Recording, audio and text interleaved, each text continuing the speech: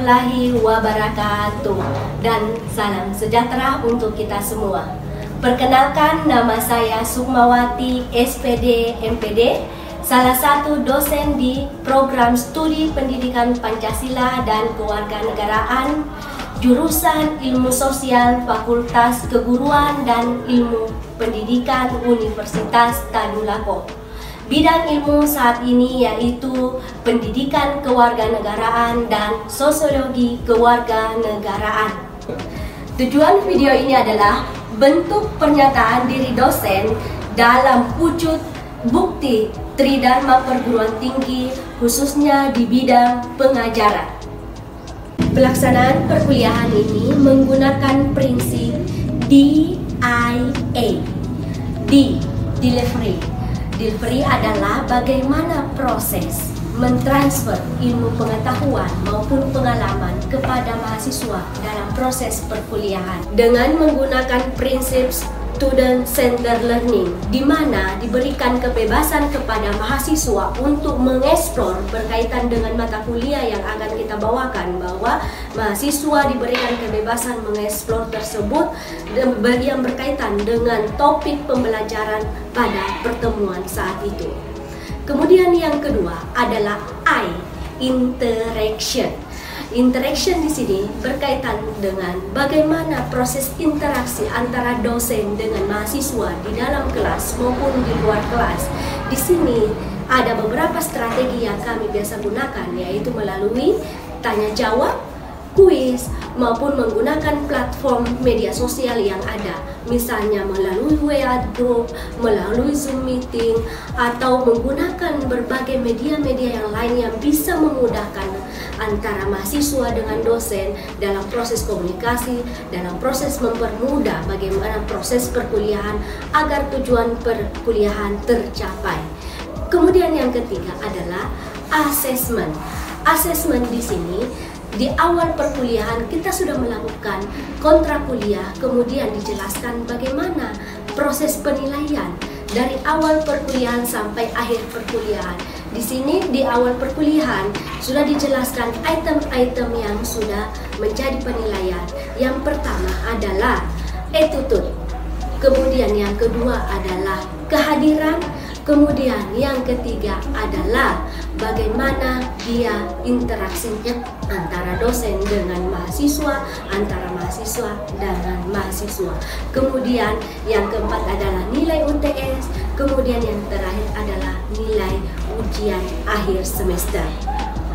Mata kuliah yang akan saya bawakan adalah mata kuliah Strategi Pembelajaran PKN dengan bobot 2 SKS yang dibawakan di mahasiswa semester 5. Mata kuliah ini diampu oleh dua dosen, yaitu yang pertama Dr. Jamaluddin MSc, kemudian yang kedua adalah Sukmawati SPD MPD.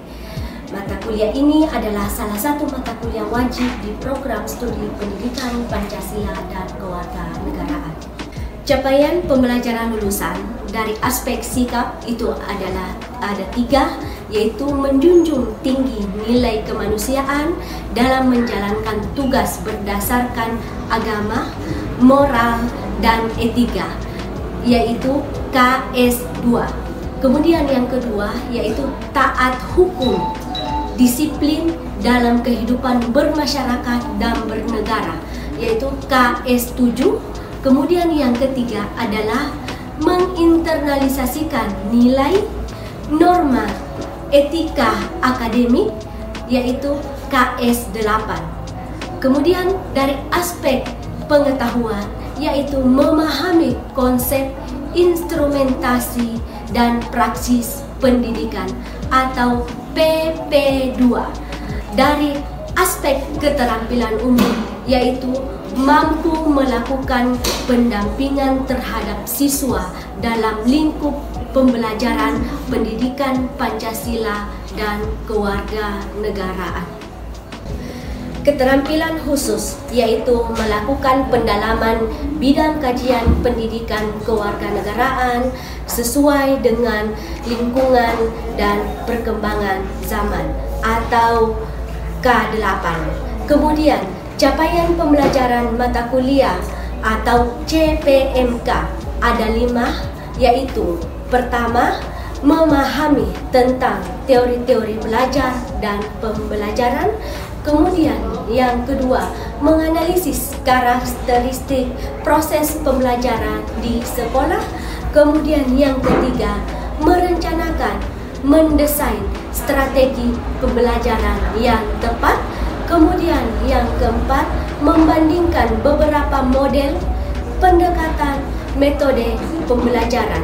Kemudian yang kelima adalah mempresentasikan, mempraktekkan strategi pembelajaran untuk mengungkapkan potensi peserta didik. Deskripsi mata kuliah ini yaitu memberikan pengalaman, pemahaman, dan keterampilan bagi mahasiswa agar memiliki kecakapan dan pengembangan pembelajaran pendidikan Pancasila dan kewarganegaraan.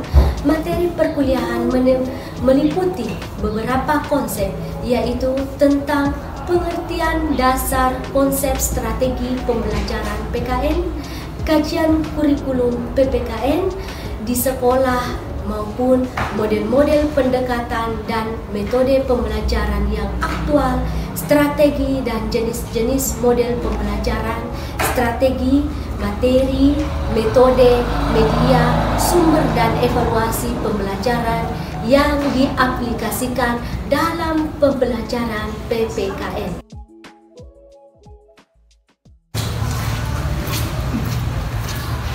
Assalamualaikum warahmatullahi wabarakatuh. Waalaikumsalam warahmatullahi wabarakatuh. Selamat pagi adik-adik semua. Pagi. Selamat pagi dan salam sejahtera untuk kita semua. Alhamdulillah pagi ini dipertemukan kembali dengan Ibu di dalam mata kuliah strategi pembelajaran PKN di pertemuan kedua. Pertemuan kedua ini seperti yang Ibu bahas sampai tadi minggu lalu dalam kontrak kuliah. Hari ini kita akan membahas tentang apa dasar-dasar tentang mata kuliah pendidikan strategi pembelajaran PKN itu sendiri. Jadi sebelum itu ada beberapa yang Ibu mau sampaikan tentang mata kuliah ini, bahwa strategi pembelajaran PKN ini adalah salah satu mata kuliah wajib untuk prodi pendidikan Pancasila dan kewarganegaraan itu sendiri. Tetapi apa sih mata kuliah yang wajib dilaksanakan sebelum mata kuliah ini? Yang wajib dilaksanakan sebelum mata kuliah ini adalah salah satu adalah mata kuliah pendidikan pendidikan. Dan itu adalah dasarnya sebelum memprogramkan ini,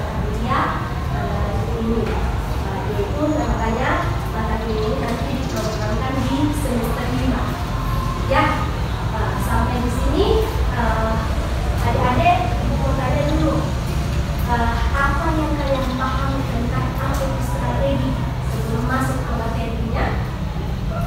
Minggu lalu kita sudah mulai sebelumnya tentang strategi menjual di pasar online apa supaya omsetnya naik.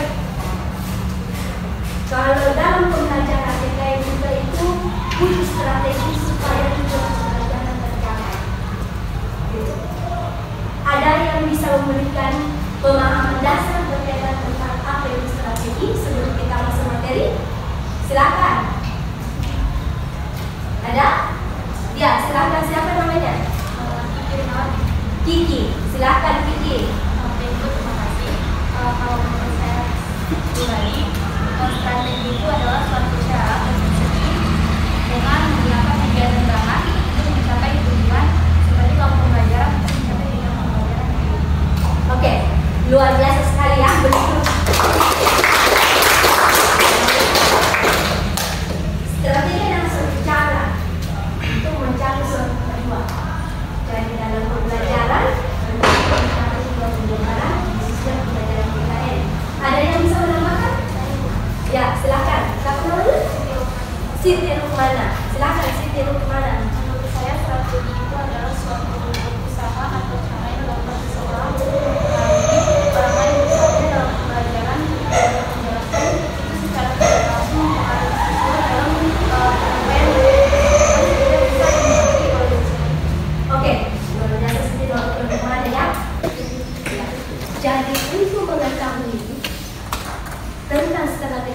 tidak bisa lepas dari namanya sebuah teori.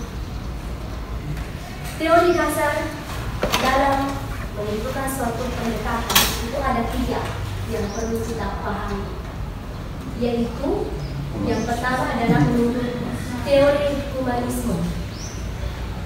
Apa sih yang dikatakan teori humanisme? Teori humanisme adalah penekanannya adalah menghargai kebebasan individu dan interaksi sosial yang positif dalam proses belajar mengajar. Jadi di sini kebebasan, diberikan kebebasan kepada setiap individu untuk mengeksplor. Umpamanya seperti ini, anak-anak ini peserta di sekolah, dia sukanya, ibu, saya suka belajar di alam terbuka.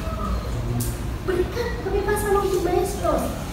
Gunakan pendekatan seperti ini. Ibu, saya tidak biasa sudah tulisan dalam kelas. Bagaimana menciptakan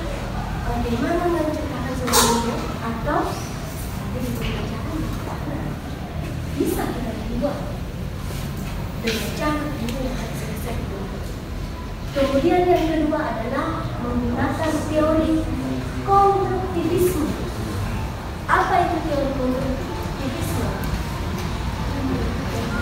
Apa? Fasilitator. Sebagai fasilitator. Dan ini peran guru. Ini salah satu peran guru adalah sebagai fasilitator. Jadi di sini siswa menjadi student center learning. Berikan kepada siswa. Biarkan siswanya aktif. Ibu, bagaimana kalau kita di luar belajar? Nanti kami menyiapkan seperti ini. Bagaimana ibu ketika umpamanya kita belajar belajar tentang Pancasila bersambil bermain game? Boleh. Disitulah pentingnya bagaimana saling komunikasi yang baik antara guru dengan siswa supaya kalian sebagai calon guru paham juga, oh begini maunya siswa saya, peserta didik saya, supaya pembelajaran ini bisa tercapai. Ketika siswanya nyaman dan kenyamanan yang bisa tercipta ketika siswanya dimasukkan. Kemudian yang terakhir yang paling sering digunakan adalah teori behaviorisme. Apa itu teori behaviorisme? Yaitu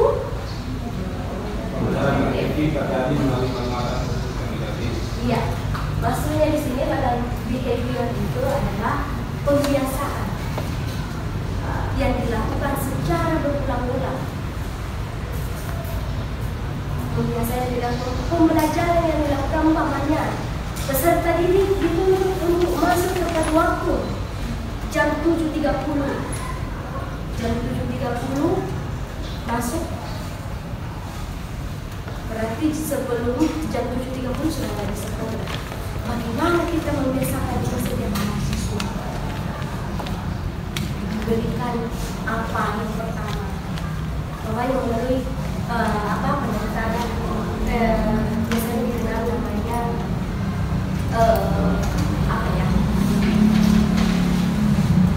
diberikan punishment atau berikan reward bagi yang datang jam 7.00 dapat reward sarapan nasi kuning. Boleh kan, itu salah satu strategi. Yang datang terlambat diberikan hukuman juga, membersihkan toilet atau menghafal Undang-Undang Dasar 1945 baru boleh masuk. Bisa. Itu salah satu strategi. Oh, selanjutnya, daripada suruh lagi menghafal besok, bangun itu jam 6. Masa jam 7 sudah setiap minggu ada di sekolah. Kamu udah pada sekian ini sampai lumayan. Seperti itu ya.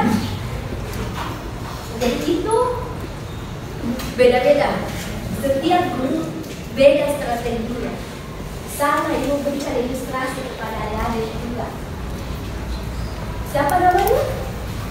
Lin. Kipling. Siapa yang namanya ini? Nisa. Itu Kipling mau dekat Nisa.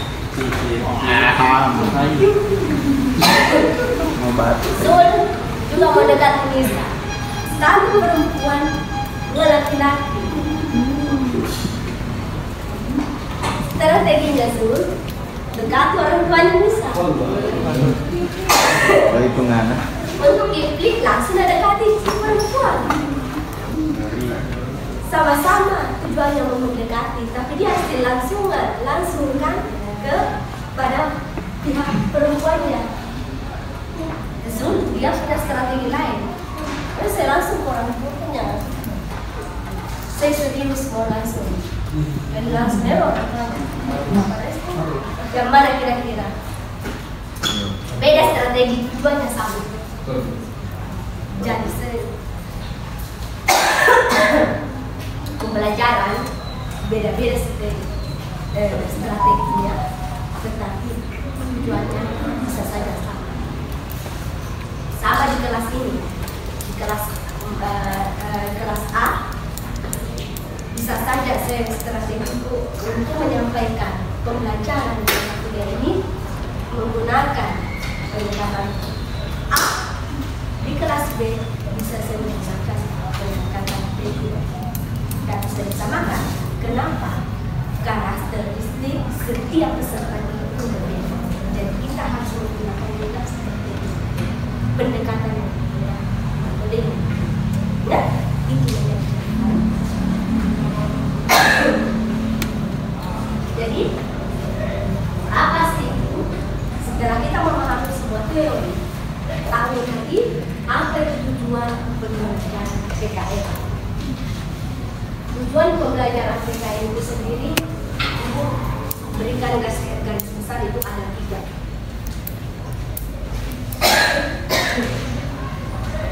Yaitu mulai dari pengetahuan, keterampilan, dan sikap.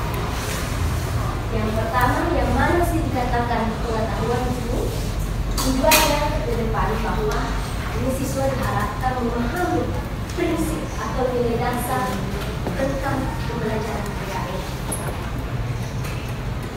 Prinsip-prinsip dasarnya apa? Kemudian yang kedua adalah keterampilan. Keterampilan adalah diharapkan di sini bagaimana mempraktekkan.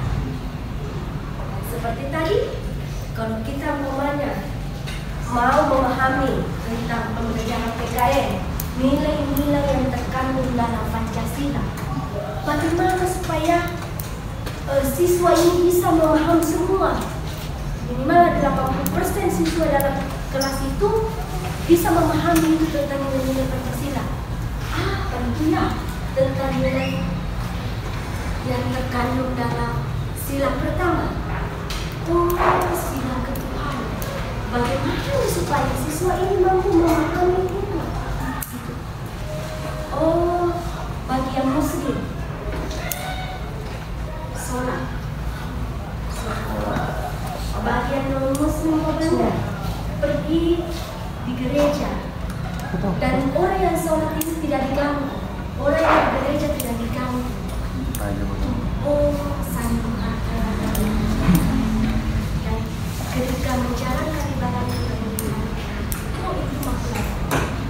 Jadi terinternalisasi dalam diri setiap peserta didik dengan melalui pembelajaran. Kemudian yang ketiga adalah sikap. Ini siswa akan mengembangkan sikap positif terhadap apa negara. Bagaimana itu? Tahu sering tanggung jawab. Sekolah upacara bendera. Waktu upacara bendera, coba kalau upacara bendera, penaikan bendera. Kalau hormatnya, lihat dulu siswanya ini. Ada yang ikut kesana kemari, ada apa, hormat, apa, mencari tadi lain. Jangan siswanya, gurunya juga sering membakosin di sana. Ya kan?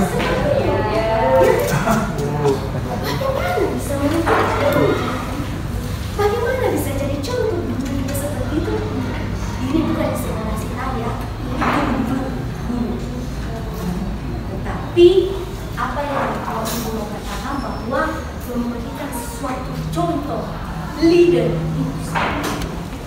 dalam setiap pembelajaran, dalam setiap apa yang mau kita capai, berikan contoh yang terbaik untuk diri kita. Berikan contoh pada siswa. Siswa diharapkan dituntut untuk bisa disiplin sepenuhnya karena dia suatu model. Query di sekolah ini. Apa sih query di sekolah ini? Query best learning. Meminta siswa untuk bertanya, mengamati, menentukan bukti dan mengambil kesimpulan dari data yang telah diperoleh. Oke, bahwa yang kalau ciri khas tentang query based learning itu adalah berikan yang paling pertama adalah siswa bertanya. Saya bertanya, kemudian yang kedua mengamati, kemudian mengumpulkan bukti, kemudian mencari kesimpulan. Menarik kesimpulan. Itu bisa menggunakan metode ini di dalam pembelajaran. Kemudian yang kedua adalah play. Apa sih itu? Role play itu adalah membuat skenario menjaga apa? Menjadi orang yang berbeda memahami sesuatu masalah. Di sini ciri khas role play itu adalah bermain.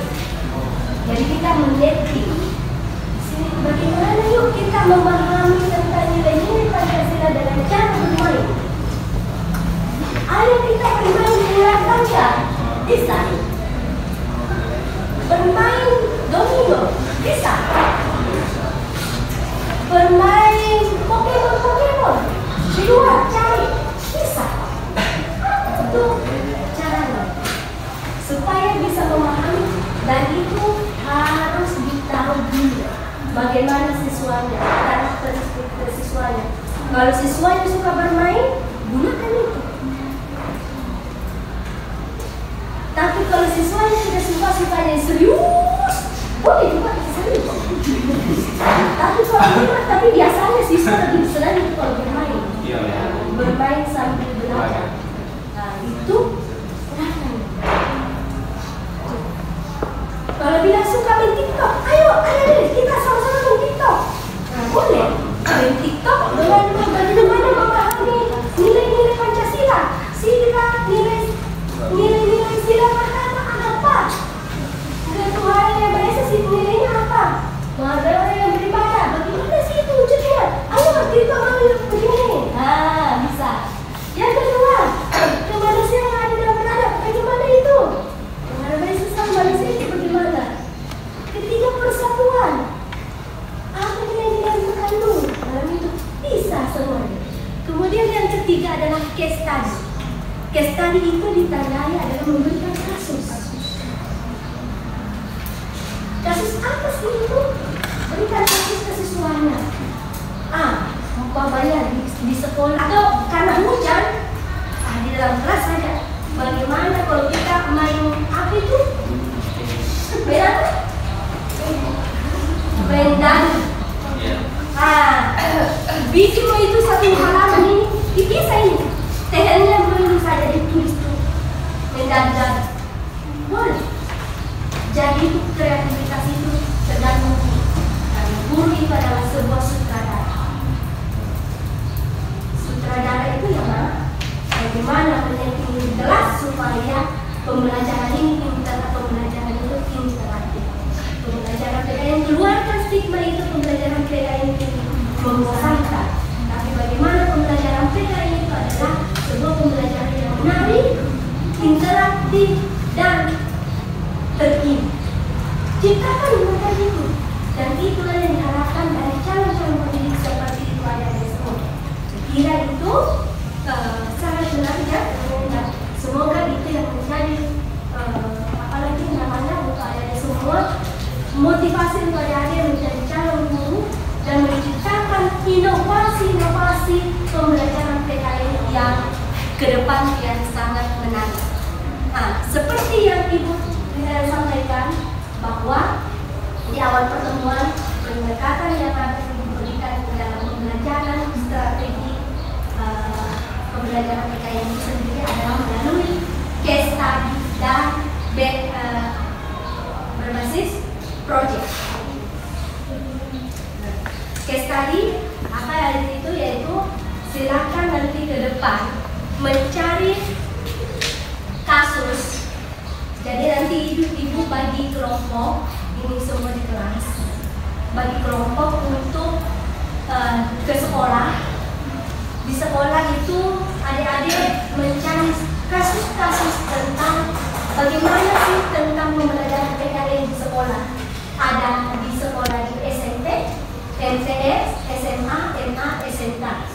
Jadi setelah ibu nanti di sini bagi menjadi satu kelompok untuk mencari kasus-kasus tentang bagaimana pembelajaran PKN di sekolah.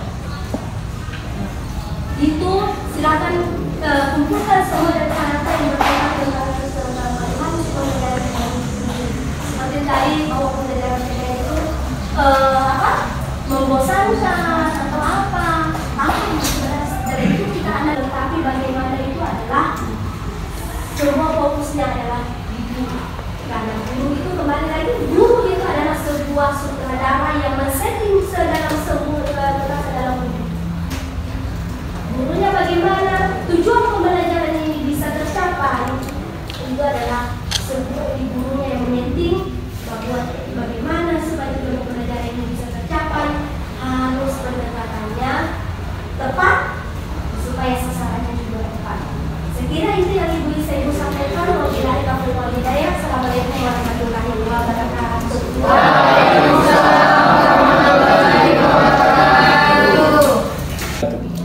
Demikian video pembelajaran yang telah saya bawakan. Terima kasih. Assalamualaikum warahmatullahi wabarakatuh.